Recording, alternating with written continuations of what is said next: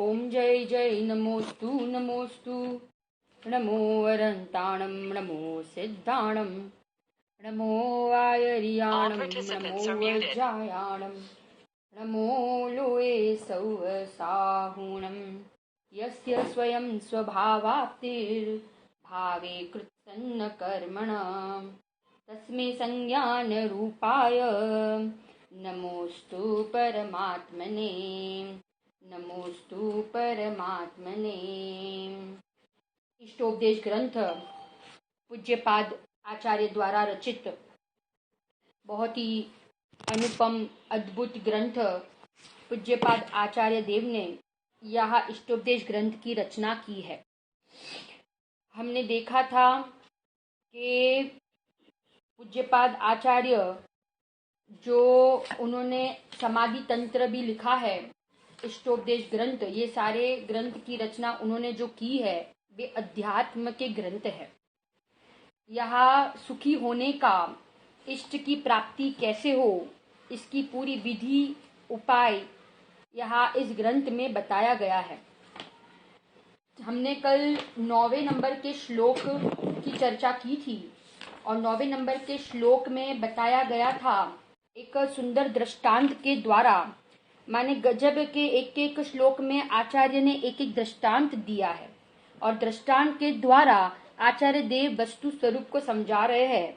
आत्मा की अवस्था, संसार की अवस्था, मोहियों की, अज्ञानियों की, बहिरात्मा की और ज्ञानी की अवस्था को समझाने का प्रयास कर रहे हैं। हमने कल 9वें श्लोक में देखा था, एक सुंदर पक्षी का दृष्टांत दिया कि भाई पेड़ के ऊपर, वृक्ष के ऊपर पक्षियों का मेला लगा है। वे सब अलग अलग दिशाओं से उड़ के रात को आए, अलग अलग दिशा, अलग अलग देश से आए और सुबह होते ही रात भर वो वृक्ष के ऊपर बैठे और सुबह होते ही सब अपनी अपनी दिशा में उड़ गए। ऐसे ये संसारी जीवों की दशा है, हालत है कि भाई कई कई से, अलग अलग जगह से, अलग अलग गतियों से, अलग अलग पर्यायों से ये जीव एक कुटुंब में जन्म लेता है। कुटुंब में 10 जन, 12 जन, जो जितने भी लोग हैं अलग अलग स्थान से आए और बस ये आयु पूरी होते ही सब अलग अलग दिशा में, है ना, पर्यायों में, गतियों में जीव उड़ जाता है। माने खरेखर किसी का किसी के साथ वास्तविक संबंध नहीं है, ये यहाँ कह रहे हैं। किसी का किसी के साथ नित्य संबंध नहीं है, वास्तविक संबंध नहीं है।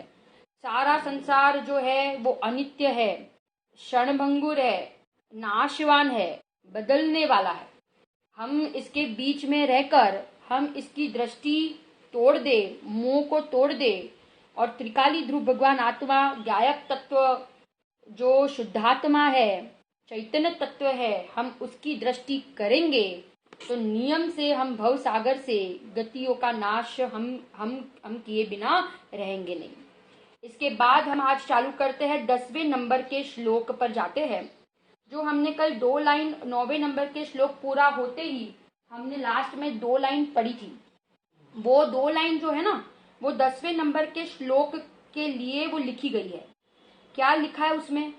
हमने अभी देखा 9वें नंबर के श्लोक में देखा कि कुटुंबी जनों के प्रत्यय इस जीव को प्रीति है ना, तो मोह है, तो इस प्रीति भाव को, राग भाव को, मोह भाव को तोड़ने की बात 9वें नंबर के श्लोक में कही। परंतु अब 10वें नंबर के श्लोक में किसको कह रहे हैं? देखो, अहित वर्ग संबंध मापण ए अमे दृष्टांत आपीशु।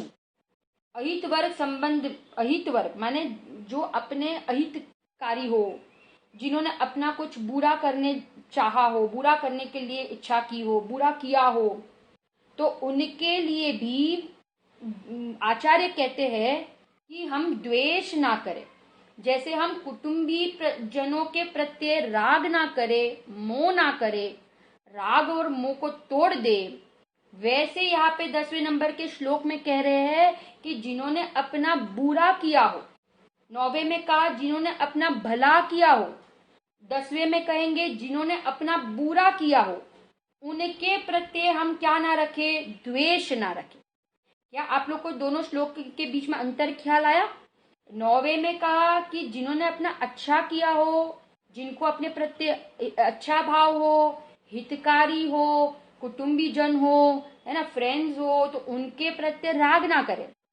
और 10वें में कहा कि जिन्होंने अपना बुरा किया हो, ऐसे जो अपने शत्रु हो उनके प्रति हम द्वेष ना करें।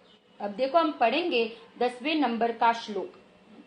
विराधक कयम हंत्रे जनाय परिकूप्यति त्रयंगुलम पातयन् पद्भ्याम स्वयं दंडेन पात्यते, स्वयं दंडेन पात्यते। श्लोक नंबर 10 अन्वयार्थ। વિરાધક જેણે પહેલા બીજાને હેરાન કર્યો હતો, દુઃખ આપ્યું હતું, એવો પુરુષ વર્તમાનમાં પોતાને મારનાર માણસ प्रत्यय केम गुस्सो करे छे। क्या कहा, फिर से एक बार मैं पढ़ती हूँ। વિરાધક જેણે પહેલા બીજાને હેરાન કર્યો હતો, દુઃખ આપ્યું હતું, એવો પુરુષ વર્તમાનમાં પોતાને મારનાર માણસ प्रत्यय केम गुस्सो करे छे। जो क्या कह रहे यहाँ पे समझना बराबर। अभी कोई व्यक्ति है तो उस व्यक्ति ने पहले दूसरे किसी को हैरान किया था ना, किसी को मारा था, किसी को दुख पहुंचाया था, बराबर। तो अब उसको कोई मार रहा है, उसको कोई हैरान कर रहा है, उसको कुछ कोई बोल रहा है, कोई खराब शब्द बोल रहे हैं, तो फिर उसके प्रति उसको गुस्सा क्यों आ रहा है? क्योंकि अभी उसको जो ये उदय आया है ना, माने कोई उसके ऊपर गुस्सा कर रहा है, कोई मार रहा है, कोई प्रतिकूल वर्तन कर रहा है। तो एक्चुअली तो ये व्यक्ति जो है ना, जिसको ये अभी सामने कोई व्यक्ति, दूसरा व्यक्ति बराबर से वर्तन नहीं कर रहा है, तो ये व्यक्ति जो है उसने पहले पूर्व में किसी को हैरान किया था, इसीलिए उसको अभी वर्तमान में ऐसा उदय आया कि कोई दूसरा उसको क्या कर रहा है, तो कहते हैं कि उसको मार रहा है। क्योंकि उस व्यक्ति ने पहले, समझना, जेने पहला, उस व्यक्ति ने पहला बीजाने हैरान कर्या हता, दुख पहोंचाड्યું હતું, એવા પુરુષને કોઈ વર્તમાનમાં કોઈ માણસ મારે છે तो પછી એના પ્રત્યે उसको गुस्सा क्यों आ रहा है? ख्याल आ रहा है आपको? प्रश्न समझ में आया? प्रश्न क्या किया कि कोई હમણાં વર્તમાનમાં કોઈ વ્યક્તિને કોઈ મારી રહ્યો છે તો એને એ વ્યક્તિ પ્રત્યે ગુસ્સો કેમ આવે છે? કારણ કે એ વ્યક્તિએ પૂર્વમાં કોઈ બીજાને हैरान કર્યું હતું, તો એના જ પરિણામોનું ફળ उसको अभी वर्तमान में मिल रहा है। अरे देखो, ત્રયંગુલ ने પગેથી નીચે પાડનાર મનુષ્ય स्वयं दंड वडे, ત્રયંગુલના દંડ વડે નીચે પડાય છે। ત્રयंगुल एक वो फाफड़ा जैसा होता है, माने हल बोलते हैं ना, वो 3 दांतों वाला ऐसा होता है जिससे माटी को खोदा जाता है। त्र्यंगुल माटी को खोदने के लिए उसका उपयोग किया जाता है। तो मैंने यहाँ पे ये दृष्टांत दिया कि वो त्र्यंगुल को चलाने के लिए ऐसे नीचे झुकना पड़ता है ना, तो ये त्र्यंगुल नीचे एक पगेથી નીચે પાડનાર मनुष्य स्वयं दंडवड, माने वो स्वयं झुकता है तो स्वयं दंड को पाता है। वो त्र्यंगुल उसके पैर पे ही गिरता है तो वो स्वयं क्या होता है, दंड को प्राप्त होता है। स्वयं, ख्याल आ रहा है? तो वो स्वयं दंड को प्राप्त होता है क्योंकि नीचे पाड़नार, પગેથી નીચે પાડનાર એ ટ્રાયેંગલ ને નીચે નાખે છે ને, એ નીચે નાખે છે કારણ કે એને ચલાવવા માટે એને નીચે ઝૂકવું પડે છે, તો એ ટ્રાયેંગલ ने नीचे नाखे छे, उसको नीचे पाड़ता है तो स्वयं उसके पैर पे वो लगता है तो स्वयं दंड को प्राप्त होता है। फिर से एक बार दृष्टांत समझना, क्या कहा है ना। अभी वापस मैं बोलती हूँ, मेघा भाभी वापस आप ज्वाइन हो ना, अभी देखो सुन अब बराबर है ना। Batti ben, Khushboo ben, Devendra aunty, Rajul aunty, Kokil aunty, आप लोग को ख्याल आ रहा है क्या कह रहे हैं? देखो यहाँ पे कह रहे हैं कि वो जो त्र्यंगुल साधन है ना, बराबर, तो उसको वो क्या है, वो एक साधन है, वो एक साधन है कि जिसके माध्यम से माने उसको देखो क्या कह रहे हैं यहाँ पे कि त्रयंगुल ऐसा जो ये साधन होता है ना मिट्टी खोदने के लिए, वो यूज किया जाता है। उसको हिंदी में फावड़ा भी बोलते हैं। फावड़ा, फावड़ा माने हल चलाने के लिए, हल चलाने के लिए जो साधन, मिट्टी खोदने के लिए, सॉरी, मिट्टी खोदने के लिए जो साधन होता है ना, तो वो 3 दांतों वाला होता है और उसको नीचे गिराना पड़ता है। और जब वो नीचे गिराता है तो उसको स्वयं को, उसके पैर को चोट पहुंचती है, वो दंड को पाता है। यह ये भाव है आचार्य का कहने का कि हम किसी और को नीचे गिराएंगे ना तो हम स्वयं नीचे गिर जाएंगे। देखो इसमें क्या कहना चाहते हैं आचार्य देव, हम दूसरे को नीचे गिराने के भाव, दूसरे के ऊपर हम क्रोध करते हैं, दूसरे के ऊपर हम कषाय करते हैं, दूसरे की हम निंदा करते हैं, दूसरे को कुछ भी हम बोल देते हैं, तो कह रहे हैं कि ये चीज हमें ही वापस रिटर्न में मिलेगी, ये कहना चाहते हैं यहाँ पे। क्योंकि कहा ना कि क्या कहा कि पोतेज पूर्व माँ કોઈને હેરાન કર્યું હતું, દુઃખ આપ્યું હતું, તે જ માણસને હવે કોઈ બીજું આવીને એને માણસને મારે છે तो એને ગુસ્સો કેમ આવે છે, राइट? गुस्सा क्यों आ रहा है?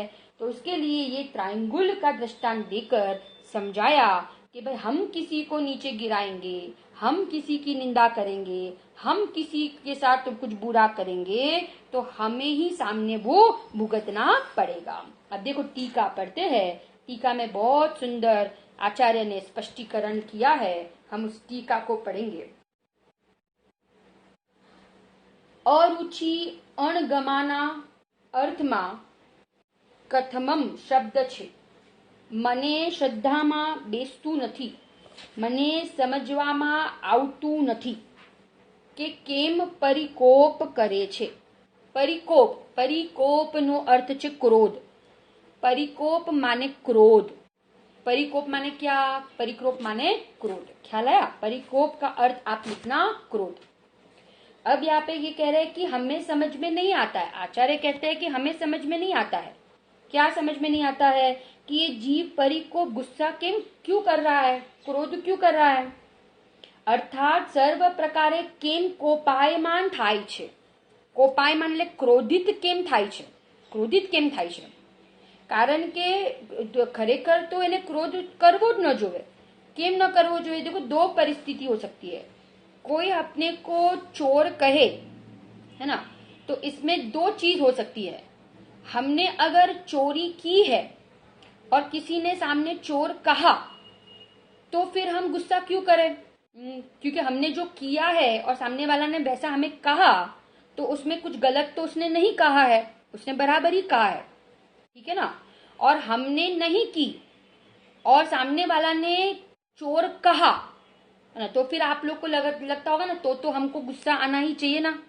कोई हमें कहे कि हम पापी है, क्योंकि हाँ कोई कहे और हमने नहीं किया हो पाप, हमने कोई भी गलत काम नहीं किया और कोई हमें कहे कि तुम गलत हो, तुम पापी हो, तो हमें गुस्सा आना चाहिए ना, क्योंकि हम तो करेक्ट है, हम राइट है। तो आचार्य कहते हैं कि तब भी नहीं आना चाहिए। क्यों नहीं आना चाहिए? क्योंकि किसी के कहने मात्र से हम पापी थोड़ी हो जाते हैं, किसी के कहने मात्र से हम चोर थोड़ी हो जाते हैं। क्या लग रहा है कि नहीं? सोगानी जी ने कहा है कि एक बोल है उसमें कि फूल ने कोई सूंघे के न सूंघे એની સુગંધનો તો ક્યારે અભાવ થવાનો નથી, એ તો સુગંધમય જ છે। એમ कोई हमें कुछ भी कह दे, हम क्यों दूसरे के ऊपर डिपेंड रहते हैं, है ना। हमें लगता है कि कोई हमें बुरा कहा तो हम बुरे हो गए, ऐसा थोड़ी है। हम तो जो है वो है, जगत जो कहे वो कहे, हमें क्या फर्क पड़ता है? हमें फर्क नहीं पड़ना चाहिए। ज्ञानियों को फर्क नहीं पड़ता है, अज्ञानी प्रभावित हो जाता है। अज्ञानी को कोई 2 शब्द इंसल्ट के बोल दे तो वो दुखी हो जाता है, उसको लगता है मैं ऐसा ही हूं, परंतु ऐसा नहीं है। क्योंकि मेरे तो जो गुण है वो तो है ही, उसके कहने न कहने से मेरे में कोई फर्क पड़ा, मेरे में कोई बदलाव आया नहीं आया, हमें कुछ भी फर्क नहीं पड़ना चाहिए, क्योंकि हमारे पास तत्व ज्ञान है। और दूसरी बात, वो जिसको कह रहा है ये शरीर को कह रहा है, और ये शरीर में हुई नहीं, भेद ज्ञान करे ना अपन कि ये शरीर जेने कही रह्यो छे, ए शरीर हूँ छू नहीं, જે કહી રહ્યો છે તો નિમિત્ત માત્ર છે, है ना, वो तो परद्रव्य है। और दूसरा कि ये उदय आया है तो हम ये भी विचार करें कि ये उदय क्यों आया, क्योंकि पूर्व में हमने भी किसी को 2 शब्द खराब बोले होंगे, इसीलिए ये उदय हमें वापस रिटर्न में मिला। 3 बात का विचार करना, 3 बात का क्या विचार करना। एक तो जो जिसको कह रहे हैं वो शरीर में नहीं, जो कह रहा है वो परद्रव्य है, वो दूर है, वो मेरी सत्ता में भी नहीं है। और ये उदय आया है, ये क्यों आया, क्योंकि पूर्व में मैंने भी किसी के साथ ऐसा वर्तन किया होगा, इसीलिए अभी वर्तमान में मुझे ऐसा उदय आया। कभी भी 3 बातों का विचार करना चाहिए। और मैं अगर वापस सामने वैसा करूंगा, अब चौथी चीज, तो मुझे भविष्य में वापस वैसा उदय आएगा। इसीलिए हमें कोई भी प्रसंग हो, कोई भी प्रतिकूल उदय आए, हमें उस समय भेद ज्ञान करना चाहिए, ज्ञानियों को याद करना चाहिए। सीता जी, अंजना सती जी, उनके ऊपर कैसे भयंकर घोर उपसर्ग आए। और दूसरा, जो किसी का बुरा करता है ना, वो स्वयं अपना ही बुरा कर रहा है। 5वीं बात, कोई किसी का बुरा नहीं कर सकता, कोई किसी का बुरा नहीं कर सकता। किसी का बुरा होना उसके उदयाधीन है, कोई व्यक्ति किसी का बुरा नहीं कर सकता। हमें लगता है कि इसने मेरे साथ ऐसा किया, नहीं, इसने मेरे साथ ऐसा नहीं किया। अपना उदय असाता का हो तो बुरा हो, परंतु अपना उदय साता का होगा तो अपना कोई बुरा नहीं कर पाएगा। और बुरा तो खरेखर वो व्यक्ति ने किया, क्योंकि उसने अपने परिणाम बिगाड़े। क्या हुआ, बुरा उसके परिणाम के आधार से उसका बुरा हो रहा है। कोई किसी का बुरा कर सकता नहीं है। एक धन्य कुमार की बात आती है, धन्य कुमार की कथा आती है प्रथमान योग में धन्य कुमार की बात आती है कि धन्य कुमार एक व्यक्ति थे, तो उनके 7 भाई थे। तो 7 भाइयों को उनके प्रति बहुत द्वेष था।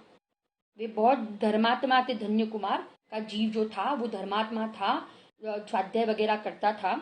और उनके जो 7 भाई थे ना, तो उसके प्रति बहुत द्वेष रखते थे, तो हमेशा उसका बुरा करना चाहते थे वो 7 भाई धन्य कुमार का।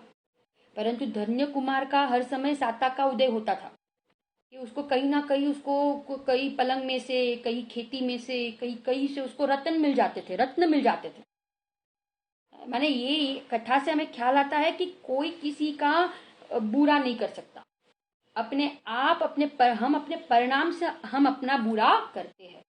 इसलिए हम किसी के लिए कभी बुरा ना विचारे, क्योंकि उसका बुरा भला होना उसके उदय के अधीन है।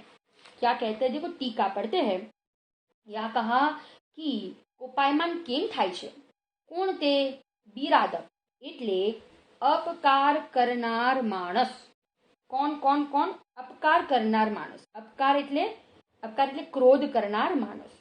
જે વિરાધક એટલે સામે જે ક્રોધ કરે છે ને, તો એ ક્રોધ કરે છે, એ अपकार करनार માણસ।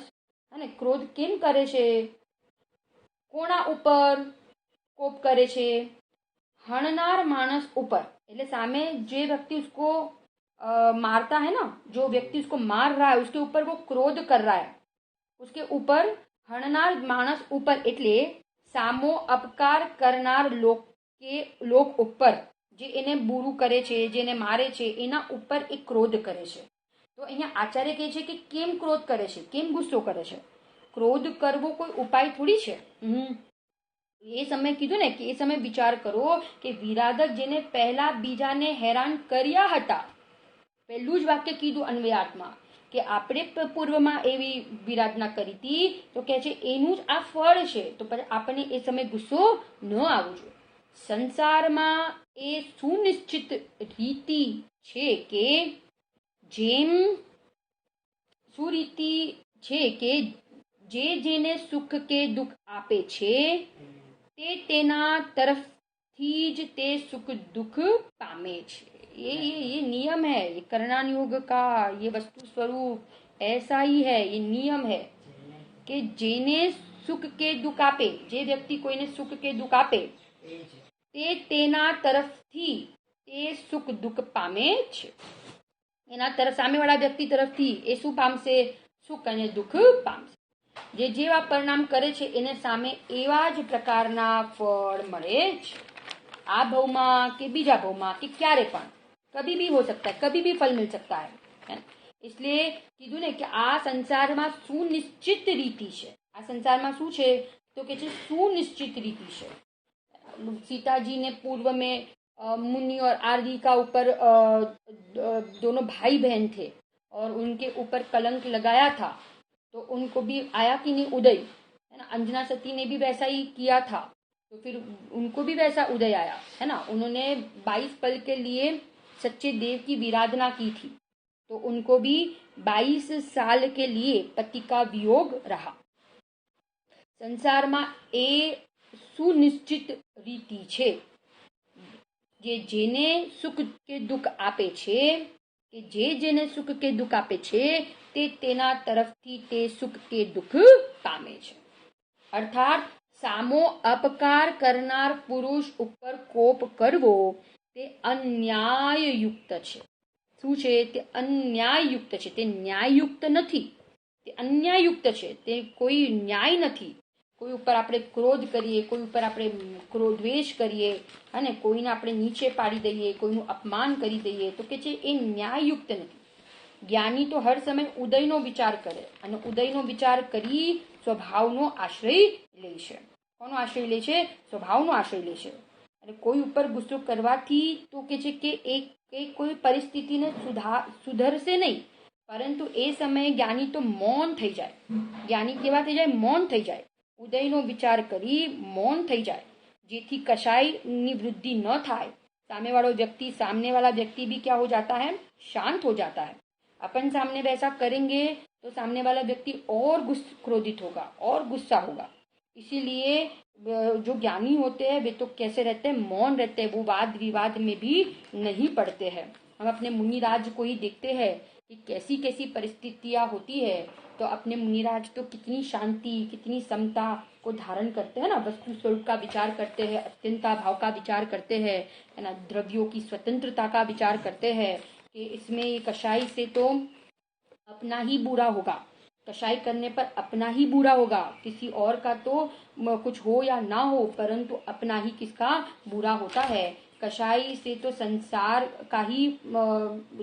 ही की वृद्धि ही होती है, क्योंकि हमने देखा था ना कषाय माने जिससे संसार का लाभ मिले उसका नाम कषाय है। जिससे संसार का लाभ मिले उसका नाम क्या है? कषाय है। हम देखते हैं कि 4 गति कषाय योग के कारण से ही ये जीव 4 गति में परिभ्रमण करता है। क्रोध, मान, माया, लोभ, है ना, झूठ बोलना, चोरी करना, कुशील, परिग्रह, हिंसा, ये सारे परिणाम ये पाप परिणाम है। और इन पाप परिणाम के कारण से जीव अनंत काल से क्या कर रहा है? संसार में परिभ्रमण कर रहा है। इसलिए हमारे ज्ञानियों को हम आदर्श बनाए, हमारे मुनिराज को हम आदर्श बनाए कि भाई इतने बार में घोर उपसर्ग होने के बावजूद भी माने उनके ऊपर जो बैरी है उसके ऊपर जो उपसर्ग करने वाले हैं उनके ऊपर वे क्रोध नहीं करते हैं। अपूर्व अवसर में आया है ना, बहुपसर्ग करता प्रत्येपण क्रोध नहीं, वंदे चक्री तथापि न मळे मान जो, अपूर्व अवसर एवो क्यारे आवशे। उदय का विचार करे, स्वतंत्रता का विचार करे कि एक एक पर्याय, एक एक द्रव्य, उसके एक एक पर्याय कितनी स्वतंत्र है और जिस समय जिस प्रकार के परिणाम भाव होने वाले हैं वे भी क्या है? फिक्स है।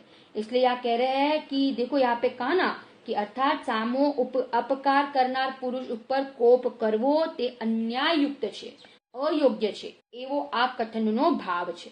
અહીં આ બાબતમાં દ્રષ્ટાંત કહે છે। પાડવામાં આવે છે એટલે કોઈથી ભૂમિ ઉપર પટકવામાં આવે છે। કોણ તે? કોઈ અવિચાર્યું કામ કરનાર માણસ। કોના વડે પાડવામાં આવે છે? દંડ વડે, અર્થાત હાથમાં રાખેલા લાકડા વડે, કાષ્ઠ વડે, કેવી રીતે સ્વયં પાડવામાં આવે છે. કોઈની પ્રેરણા વિના શું કરતા પાડતા એટલે ભૂમિ તરફ નમાવતા. શું નમાવતા? ત્રયંગુલને અર્થાત 3 આંગળના આકારવાળા કૂડા કચરાદીને ખેંચનાર यंत्र शा वड़े 2 पग वड़े. देखो ये पूरे पैराग्राफ में पहले तो ये दृष्टांत को ही समझाया कि कोई व्यक्ति छे, कोई मानस छे, काम करवा वाला मानस छे, ये भूमि के ऊपर इस ट्रायंगुल को पटकता है. हाथ में रखा हुआ लाकड़ा, हाथ में रखा हुआ काष्ठ है ना, उसको वो पटकता है, वो नीचे पाड़ता है. किसकी प्रेरणा से? किसी की प्रेरणा से नहीं, स्वयं. बराबर. वो भूमि के तरफ उसको नीचे गिराने के लिए वो भूमि के तरफ झुकता है, नमता है.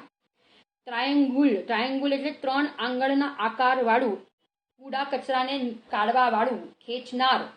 अपन देखते हैं ना, वो अभी वो जब कंस्ट्रक्शन का काम चलता है तो हम नहीं देखते, वो पॉइंटेड चीज होती है, वो पूरा ट्रैक्टर जैसा होता है और वो कचरा निकालता है.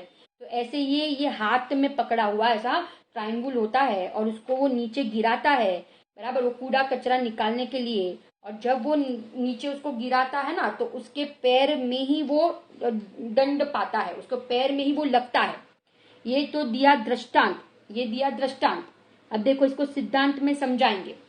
माटे अहित करनार अर्थात प्रीति रहित व्यक्ति प्रत्ये પોતાનું હિત ઈચ્છનાર બુદ્ધિમાન પુરુષે અપ્રીતિ એટલે દ્વેષ કરવો જોઈએ નહીં. क्या कहा यहाँ पे? माटे अहित करनार अप्रीति, प्रीति रहित व्यक्ति प्रत्यय, प्रीति रहित व्यक्ति प्रत्यय जो अपने लिए प्रीति नहीं रखता हो. પોતાનું હિત ઈચ્છનાર બુદ્ધિમાન પુરુષે અપ્રીતિ એટલે દ્વેષ કરવો જોઈએ નહીં. પોતાનું हित इच्छनार बुद्धिमान पुरुषे अपना अगर हित चाहते हैं तो जो बुद्धिमान पुरुष है ना, वो क्या नहीं करता है? तो वो द्वेष नहीं करता है. उसको द्वेष करना नहीं चाहिए.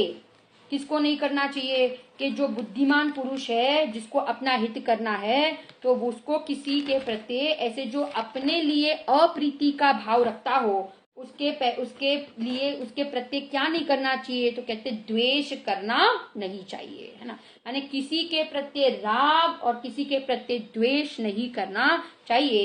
सर्व जीवों के प्रति, सर्व वस्तुओं के प्रति हमें समता भाव रखनी चाहिए. कौन सा भाव? समता भाव. और समता भाव किसके आश्रय से आएगा? तो कहते समता भाव तत्व ज्ञान के आश्रय से आता है. किसके आश्रय से आता है? तत्व ज्ञान के आश्रय से. हमारे जीवन में समता भाव कैसे आएगा? कि जब हमने वस्तु स्वरूप को समझा होगा, हमने आत्मा परमात्मा का स्वरूप समझा होगा, हमने द्रव्य गुण पर्याय का स्वरूप समझा होगा, हमने 7 तत्व का स्वरूप समझा होगा, हमने हे उपादेय का स्वरूप समझा होगा, तो हमारे जीवन में समता, शांति, है ना, ये आए बिना रहेगा नहीं. आता है ना पंडित जी के पाठ में, शांत चित्त हो निर्विकल्प हो. क्या कहा? शांत चित्त हो निर्विकल्प हो. शांत चित्त हो जाए और अपन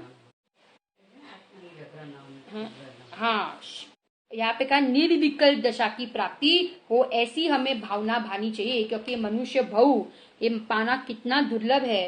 विचार करो, गोपाल दास जी थे, उनकी पत्नी कितनी प्रतिकूल वर्तन करती थी, परंतु उनको बिल्कुल भी उसके ऊपर क्रोध नहीं आता था.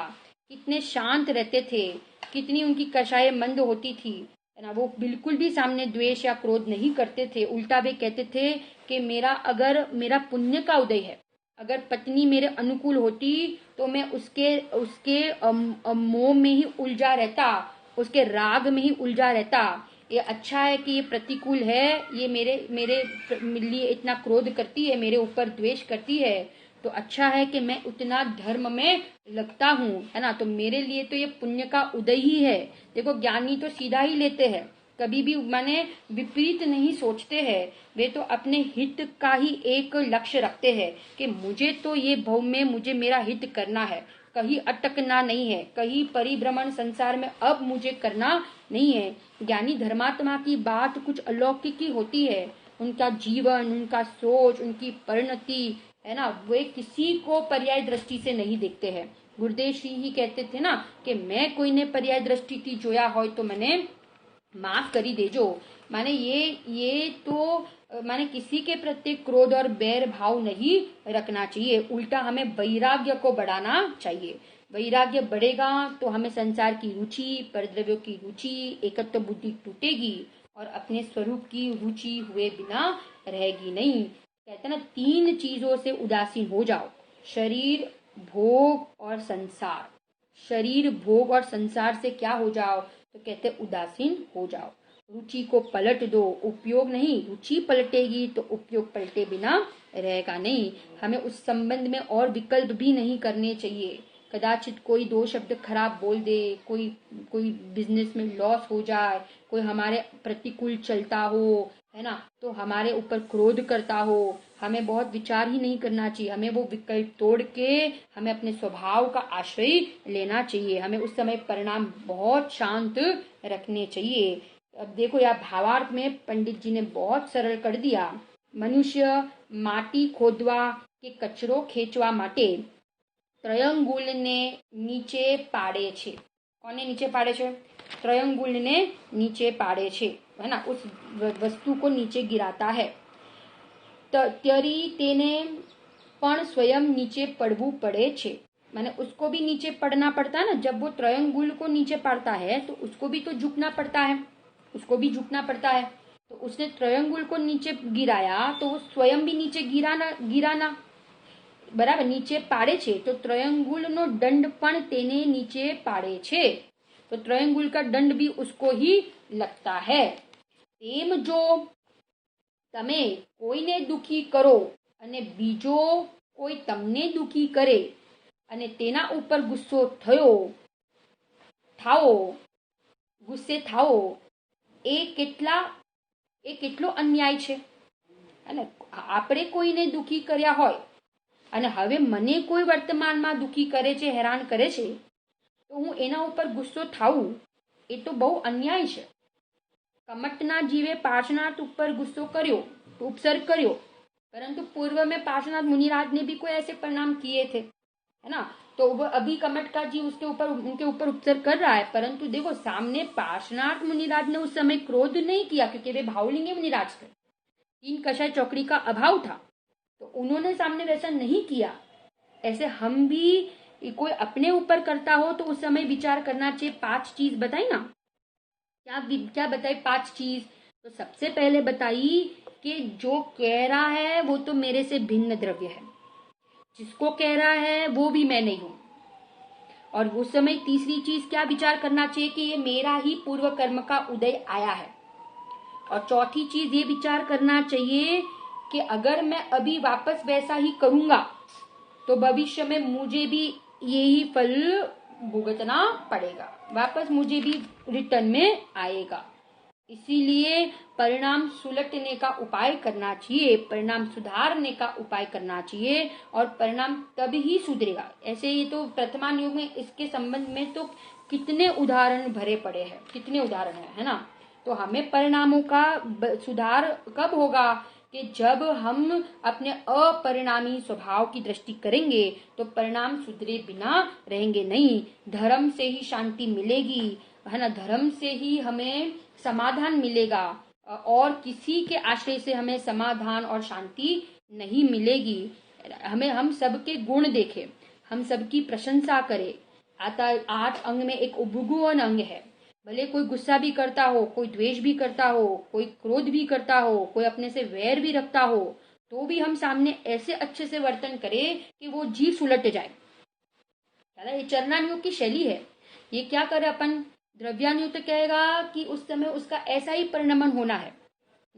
करणानुयोग कहेगा कि परिणामों की संभाल रखो। चरणानुयोग कहेगा, क्या कहेगा, चरणानुयोग कहेगा कि हम सामने वैसा वर्तन ना करें, उल्टा हम उनके साथ अच्छा ही वर्तन करें। हम उनके साथ इतना अच्छा वर्तन करें हम उसके साथ इतना अच्छा वर्तन करें कि वो सामने वाला जीव सुधर जाए, वो सामने वाला जीव बदल जाए, है ना। उसको क्योंकि उसके पास तत्व नहीं है, अपने पास तत्व है, तो हम ऐसा वर्तन करें कि वो जीव भी देखता रह जाए कि मैंने इतना क्रोध किया, मैंने इतना द्वेष किया, तो भी ये व्यक्ति कितना शांत है ना। उसको ब्रंज मात्र भी क्रोध नहीं आया, गुस्सा नहीं आया, तो वो जीव अपने आप बदल जाएगा, है ना। सुमत जी कहते हैं कि अपने में ऐसी कला होनी चाहिए, अपने भाव ऐसे होने चाहिए कि सब अपने बन के रहे, सब अपने लिए अच्छे भाव रखे, सब अपने लिए प्रेम रखे, ऐसे हम बने, हम निर्दोष रहे, अपना जीवन चार कषाय से रहित हो, तो फिर हमारे जीवन में कभी कोई इस प्रकार का उदय या संकट नहीं आएगा। यहाँ पे कहा ना कि वो स्वयं नीचे पाड़े, तेम जो तमे કોઈને દુખી કરો અને બીજો કોઈ તમને દુખી કરે અને તેના ઉપર ગુસ્સો થાઓ, એ કેટલું અન્યાય છે। કારણ કે સંસારમાં એ સુનિશ્ચિત વાત છે કે જે કોઈ માણસ બીજાને સુખ અને દુઃખ આપે તેને બીજા તરફથી સુખ અને દુઃખ પ્રાપ્ત થાય જ છે। કોઈને આપણે સુખ દુઃખ આપીએ છીએ તો એ બીજા પણ આપણને એ પ્રકારનું સુખ દુઃખ આપણને મળ્યા વગર રહેતું નથી। આપણે કોઈને आराधना में निमित्त बनिए, कोई किसी को आप अच्छे कार्य में निमित्त बनते हैं, किसी के लिए हम अच्छे भाव रखते हैं, तो नियम से हमारे जीवन में भी, भविष्य में हमारे जीवन में भी हमारे अच्छे काम में कोई निमित्त बनेंगे। और हम किसी के साथ बुरा व्यवहार करते हैं, हम क्रोध करते हैं, ईर्ष्या करते हैं, कषाई करते हैं, है ना, इसको कैसे गिरा दे, ये कैसे नीचे, ये कैसे आगे बढ़ गया, है ना, इसको किसी को हम आगे बढ़ते नहीं देख सकते हैं, तो ये सारे कषाई अंदर अंदर सारी मायाचारी चलती है।